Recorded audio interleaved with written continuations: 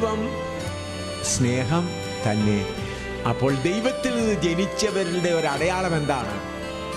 അവർ തമ്മിൽ തമ്മിൽ സ്നേഹിക്കുവാൻ നിർബന്ധിതരെ, ആകർഷിക്കപ്പെടും, സ്നേഹത്താൽ ആകർഷിക്കപ്പെടും.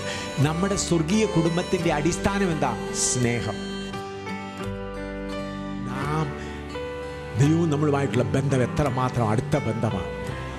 പഴയ നിയമത്തിൽ അവർ ദൈവമെന്ന് പറഞ്ഞു. നമ്മൾ പുതിയ നിയമത്തിൽ വന്നപ്പോൾ പിതാവും മക്കളും എന്നുള്ള ബന്ധം. പിന്നെ തമ്മിൽ അവയവങ്ങൾ. ഒടുവിലായി നാം ഏക ശരീരസ്ഥർ. ഹല്ലേലൂയ. ക്രിസ്തുവിൻ്റെ സഭ എന്ന് പറയുന്നത് ദൈവവും നമ്മളുമായുള്ള ബന്ധം ഏക ശരീരസ്ഥർ. നമ്മുടെയും പിതാവിൻ്റെയും സിംഹാസനം എല്ലാം എങ്ങനെയാണ്? ഏതിലാണ്? ഒരുപോലെ. ഹല്ലേലൂയ. നിങ്ങൾ ശ്രദ്ധിക്കുന്നു? പിതാവാകുന്ന ദൈവം നമ്മുടെ മധ്യത്തിൽ ഇരിക്കുമ്പോൾ ഒരു ഉയർന്നും പൊങ്ങിയ സിംഹാസനത്തിലല്ല, നമ്മളിരിക്കുന്ന അതേപോലെ. ഹല്ലേലൂയ.